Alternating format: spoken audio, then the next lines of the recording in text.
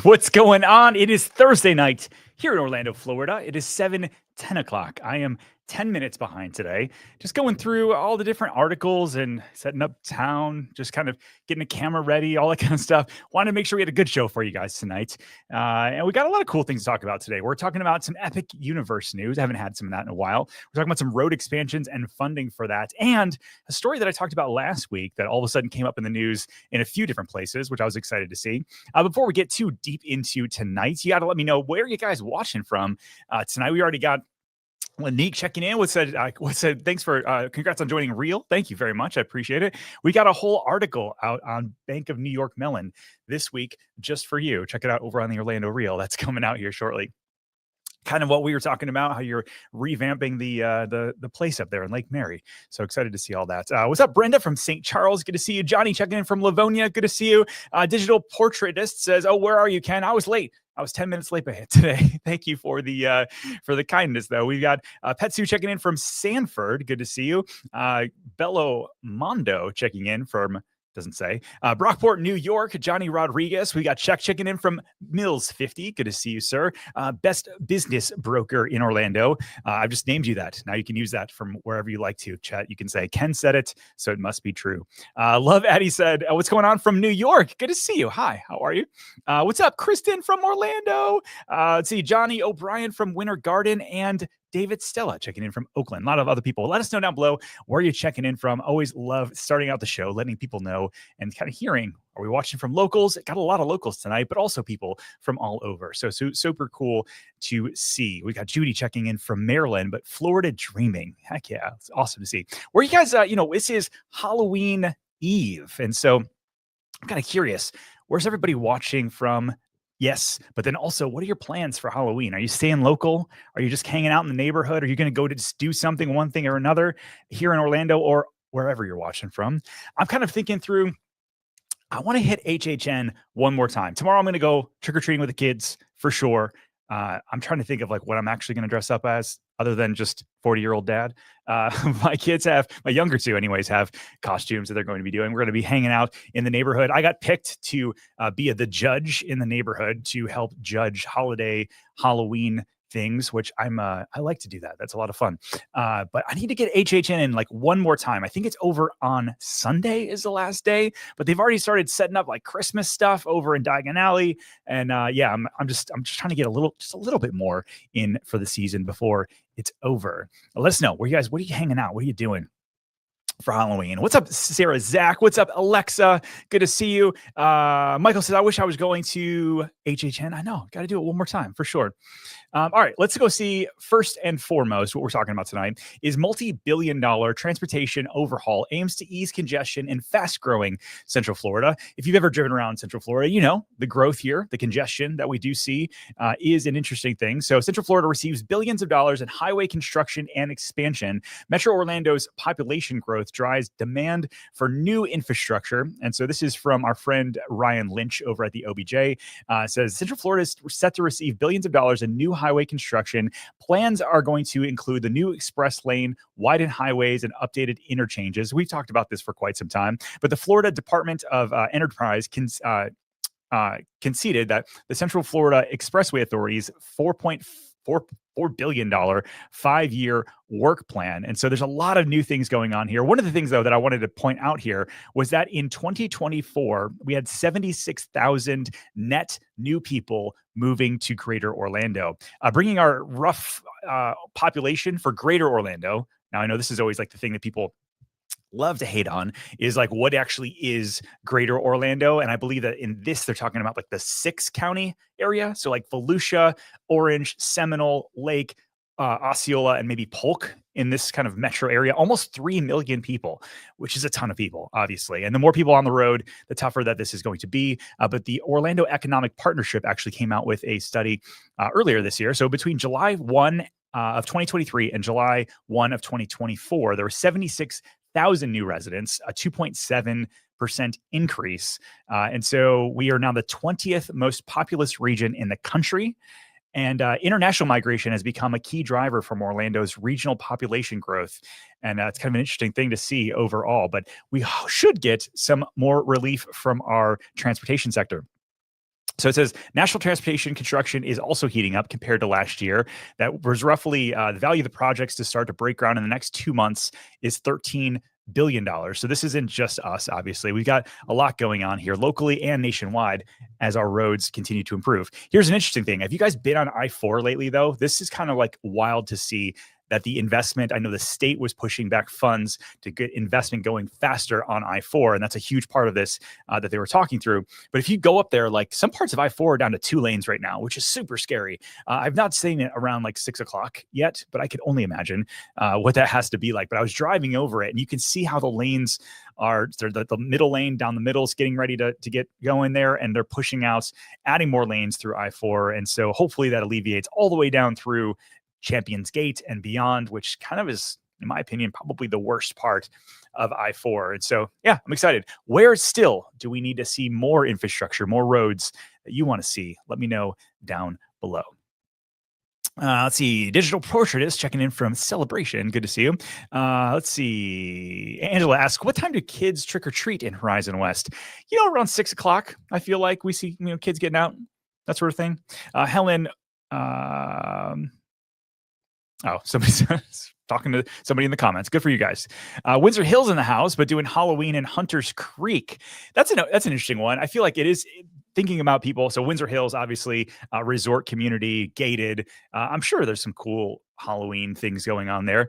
But when we used to live in Celebration, that was always the craziest night of the year because the amount of people that would come from like the hotels and Disney and Universal and the Airbnb areas and then come over to Celebration, it's thousands and thousands of people. It's unbelievable. We would give out like our first few hundred pieces of candy within the first 10 minutes. And then you're like, okay. And then you shut your lights off because, if you run out of candy, that's what you're supposed to do. And there'd still be people knocking like all night long, which is, par for the course, I guess. Kristen says, need to fix the Mount Dora after the rain. Oh my gosh. Yeah. That was such a sad piece here. I woke up the next morning, the other day, people were saying it felt like a hurricane had rolled through. And what's interesting is because it rolled through from the Atlantic side, and it would almost felt like skipped over Orange County, but the roads over here were wild. Some of them got washed out. Let's see if I can't show you guys if you didn't see some of this. So roads remain closed 2 days after downpour drenches Mount Dora. I mean, this just washed away a lot of the fill underneath here. So several roads in Lake County remained closed on Tuesday following a Sunday night downpour that left parts of the county drenched for more than 19 inches of rain. And so it's still unclear when roads are going to open, and according to representatives for the county and the city of Mount Dora. So definitely thinking about all of our people out there. We've got people on the team that live there, multiple people that live out there. So that's kind of interesting. Hopefully they get those roads back open. Oh, yeah. Oh, this is an interesting one. Belo Mondo finished the Fleming Road connection. So I was told last week by one of the Homeowners Association presidents that he had signed off on, and I think they were like one of the last ones to sign off on the county proposal to get the road going. So once that gets approved, and the funding's already there, we know. So once that's approved, everybody shakes hands, they can get going. And then it's going to be about 18 months before that gets going. So like, what does that put us at? Kind of like early 27, that road would be open up. So better late than never. We're all just fingers crossed, Johnny says Champions Gate on I-4 is probably the worst traffic clog in America. Man, I don't disagree. Stephanie checking in from Simpsonville, South Carolina. I was looking for you, Stephanie. Thanks for checking in. Appreciate you. All right. So I talked about this last week, and it's interesting to me because, I'm always like, how many things can we affect change on here in Orlando? And so we started talking about it because one of you actually asked about a film incentive in Florida. Like where do the movies go? I think was the comment that everybody said. And I was like, that's interesting. Let me dig into this. What film incentives do exist here in Florida and which ones have gone away? And so obviously Atlanta gets a lot of film incentive, or a lot of films shot there because of their incentives are pretty good. And then literally just 28th. That was yesterday, right? 2 days ago. Yeah, today's the 30th. On the 28th, so Orange County considers $25 million film incentive program for 2026 through 2030. Rebates offered for commercials and TV and film production meeting spending thresholds. And the programs aim to boost local economy and retain film graduates, which I think is so cool. because we have Full Sail University here. We've got the film school over at UCF. There's a lot of super creative people. And one of the biggest things that if I could do and I could help improve Orlando would be to get more jobs for the people that go to school here so that they don't need to leave. And so if you can get more business investments and other things going on here, then great. Then the industry's here. I've looked at a lot of people online that actually commented. We put this we clipped last week's show and we put that up on Instagram, and people were saying in the comment section that they were shipping jobs overseas, and people that used to work in LA, they used to work in Atlanta, are now been out of work. It's kind of an interesting sort of insight here. So anyways, what they want to do though is take $25 million, spread it out at $5 million a year over those 5-year span, and take it out of the the tourist development tax funding, which again, the TDT funds are supposed to be not to be reinvested back into tourism per se, but reinvested back into local things. And so we have stadium investments. We've got, hopefully this is job investment. So $25 million towards that. And so Orange County Mayor Jerry Deming said on October 24th that the film industry tends to offer higher paying jobs, and his goal is to bring back some of that activity here. And so at one point we obviously had a ton of that stuff here. And the fact he went on to talk about, Demings added that the production could keep graduates from Full Sail and UCF, like I just said, but the film programs in the region have more than 3,000 graduates annually, with more than half of them leaving for places like Atlanta, LA, and New York.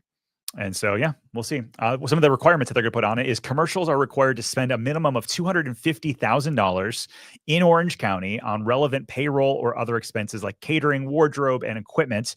And the program would give 10% rebate of up to $50,000 per production. That's pretty good. I mean, you spend $250,000 on a commercial, they give you back 10%, 25 grand. Is that going to be enough to keep them from going to LA and Atlanta? Like, I don't know, TBD, I guess. It's interesting. TV and film requires a $400,000 minimum expenditure with relevant payroll and other expenses, but they would be eligible for a 20% rebate up to $1 million per project. So you spend $5 million on TV and film, you get $1 million back. And that's going to be the interesting thing. So you do 5 of those though in the area and the incentive's gone. So yeah, we'll see. Does it move the needle? Maybe. And hey, listen, maybe if it's super successful and those jobs come here, people use up the TDT funds, maybe they increase that in the future. We will see. Diana says that I was at Citrus Bowl. You were in the Citrus Bowl crowd when they filmed Waterboy. Oh, that's so good.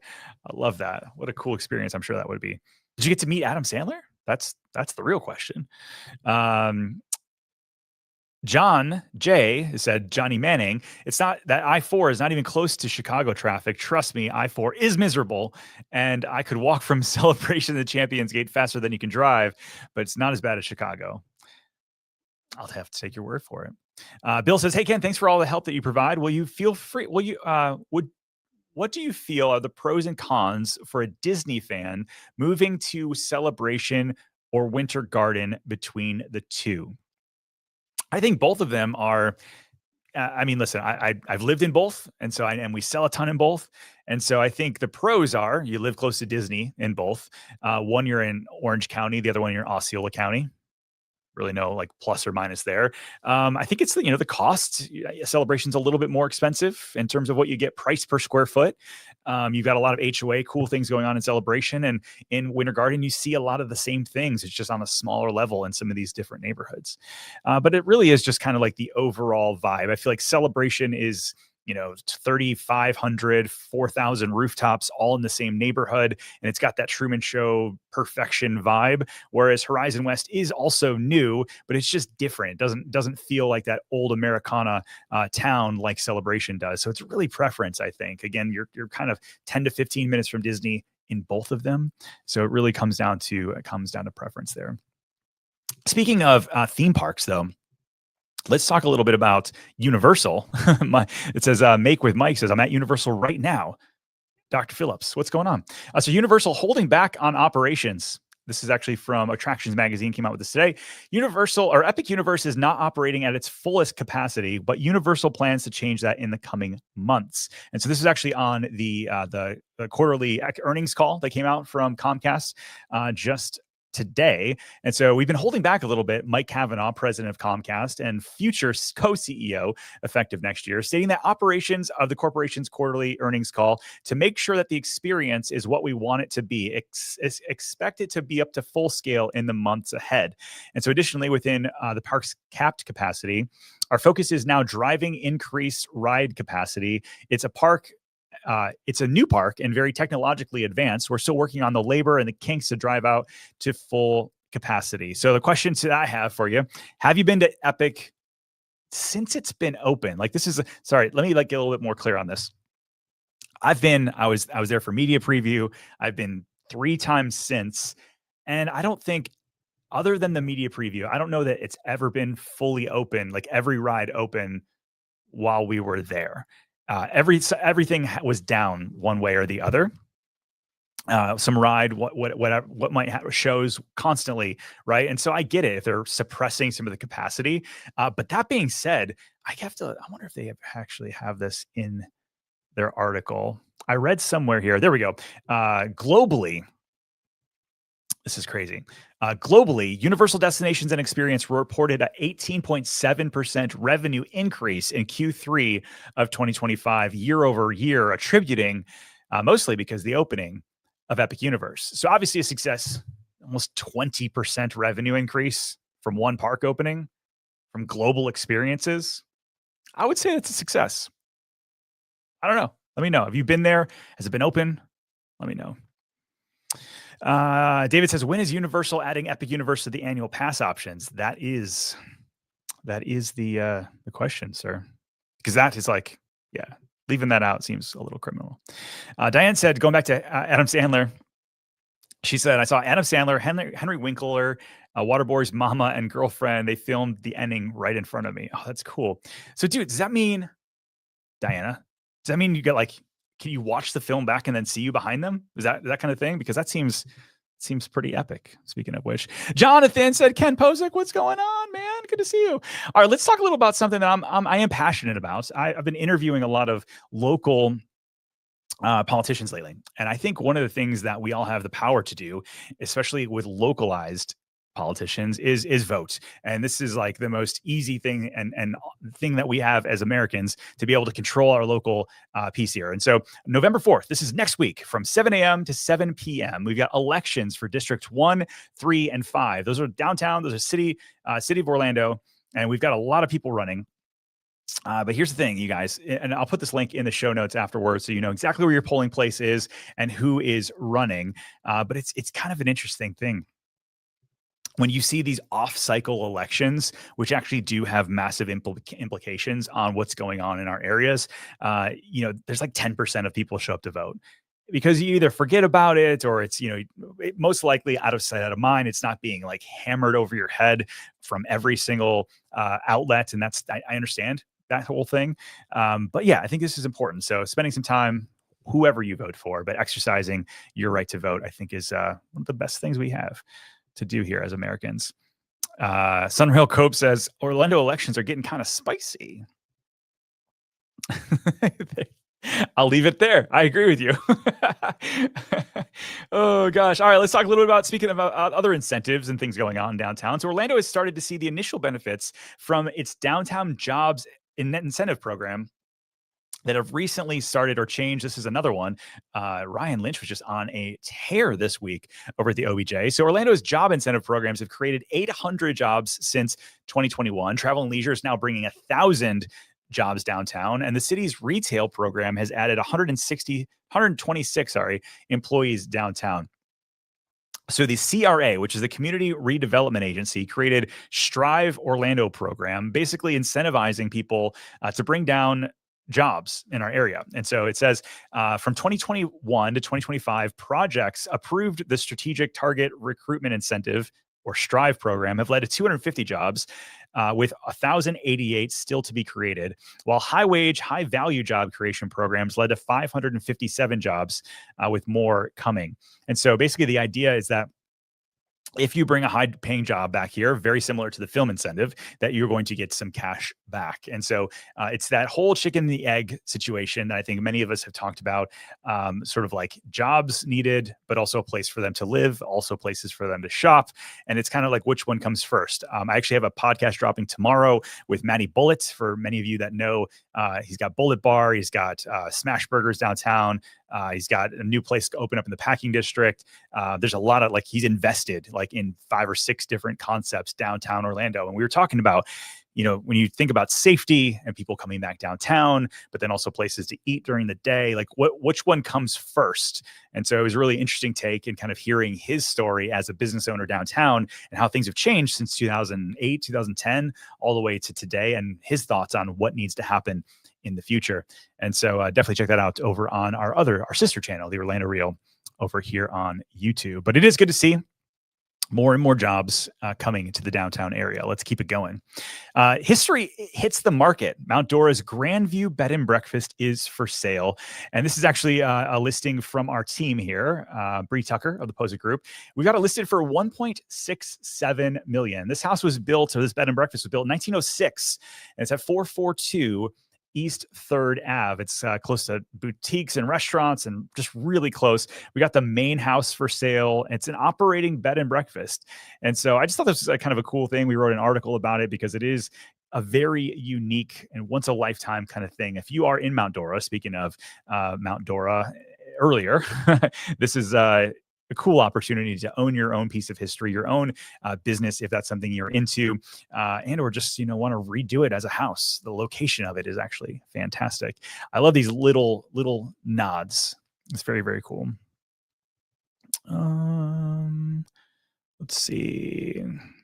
Sunrail said, did I get to see the Art 2 or Art Squared area in downtown Orlando? I did.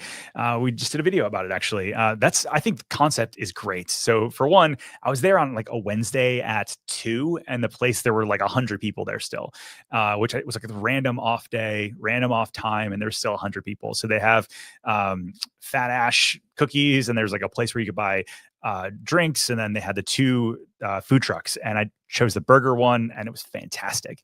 So you sit down there if you've never been. They've got the screens outside, and they're constantly turning over art. It's a very, very cool space. I think it was something that I love to see activated downtown, and more of that, please. That sounds good. All right, EDC and Vans Warped Tour coming to Orlando. So EDC, November 7th through the 9th, and Vans Warped Tour, November 15th and 16th. So downtown is going to be popping in November for sure. They come to town with 5 combined days of music and events. EDC has now been here since 2011. So you know this. If you've ever been down there late into the evening, I'm sleeping by the time it's even half over. But this year they've got a 3-day schedule. November 7th, 8th, and 9th. It's going to have 109 acts ranging from the renowned to the up and comers. But one of the things that I'm most excited about, because I'm a 40-year-old dude from the Midwest, is the Vans Warped Tour. So this is the 30th anniversary of the Vans Warped Tour coming here. Before, the last time they did this was 2018 on the 25th anniversary in Cleveland, Atlantic City, and Mountain View. But this year it's going to be Washington, D.C., Long Beach, and Orlando. And so we had Jim on our staff writer put together a great breakdown of both of these. But if you are a millennial such as me, this is the list. Let me get rid of my face here. This is the list of everybody that's coming to the Vans Warped Tour. You've got 408, A Day to Remember, Lost for Words, All Time Low. Bad Rabbits, Falling in Reverse, Fame on Fire. There's just tons and tons of great bands if you are into that sort of thing. Or EDC, that's kind of your thing. So let me know, just so I can poll our audience here. Are you more an EDC guy or gal, or are you going to be Vans Warped Tour throwback? Let me know down below which you're into. All right, what do we got next? We have Orlando's International Airport lands Florida's first nonstop charter flights to Asia Pacific. Now, this is huge. This is direct from MCO to Tokyo. And the first time the announcement was made at the new Otani, new hotel, new Otani on Tuesday to a wide-ranging audience here. So the partner is Zip Air, And they just basically the first time that we've ever had this. Now, this is actually going to start next year between February 23rd and March 26th. And so I did reach out, kind of asking, okay, so there's going to be, I think, 4 different flights that they're trying out between February. It's not a long time. You're talking 17 days, 16 days, something like that. And to me, it sounds as though this is like a tester. Is this going to work? Are they going to be able to bring folks from Tokyo to Orlando? I know we've got Disney Sea, we got all the cool things going on in Tokyo. Do those folks come here and utilize the connection that's nonstop? From what I understand, this is like a decade in the making. These things do not happen overnight where they're just like, hey, maybe we could figure this out. You're getting the 2 authorities involved. You're getting the airline operator involved. You're trying to test different to see if this is something people are going to utilize or not. And so I'm excited to see. I feel like this is going to, if we can open up Orlando to more direct flights anywhere in the world, the better it is for tourism. The more connectivity we can have, and easier for jobs and that sort of thing as well. So I'm excited to see how this goes out. Let me know if you, I think folks coming from what it says in the article, it seems like bringing folks here for tourism is kind of the overall idea, but would you maybe make it a little bit easier, go directly from Orlando to Tokyo? Would you take them up on this? Let's see. All right. What else do we have here? Oh, I got one for you guys. Let me know as I'm pulling this up. I didn't get like any good Halloween ideas. Like, where are y'all watching? Were you hanging out at Halloween?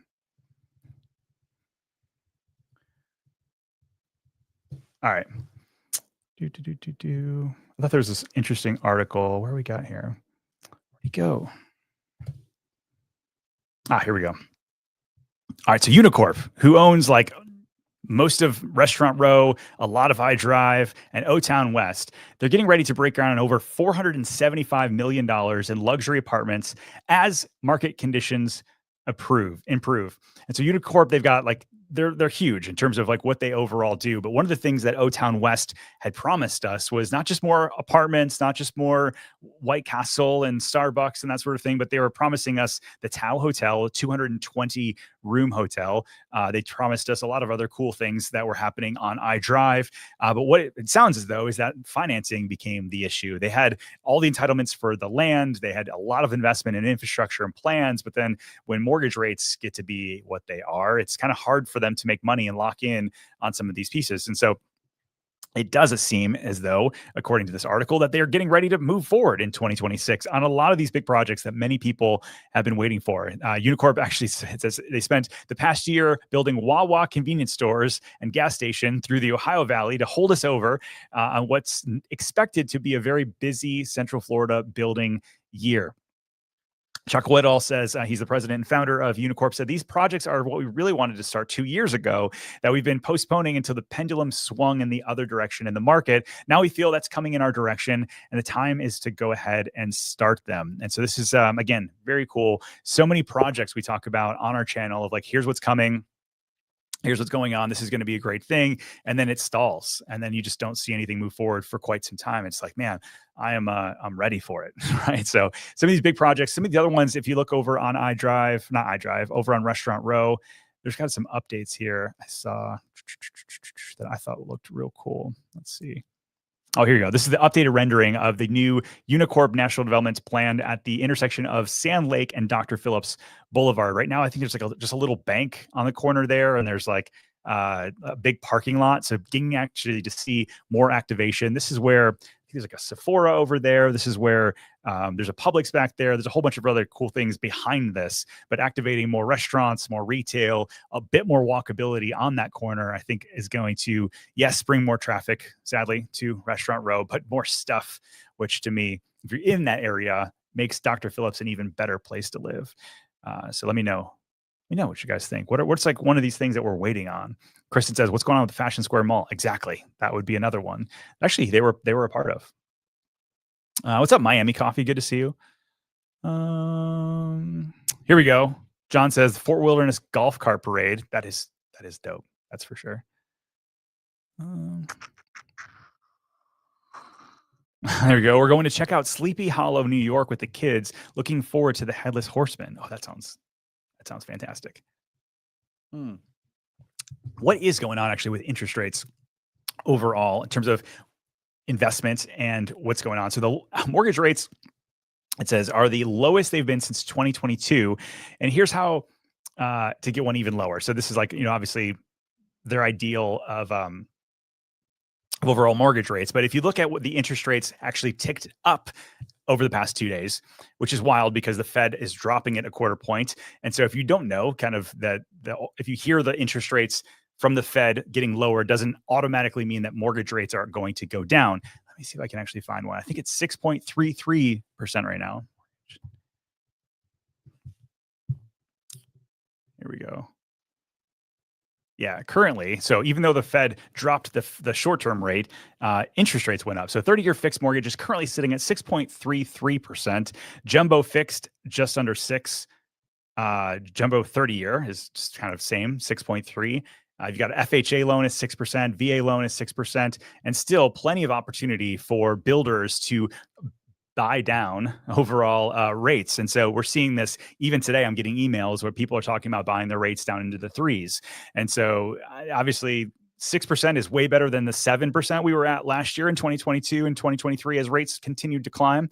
But rates are still able to easily be bought down by a lot of different builders. That being said, you see some of these Fed fund rates coming down. Hopefully that helps with the commercial markets, and everything sort of has this trickle effect where you start to see more investment in commercial property and that sort of thing, like Mr.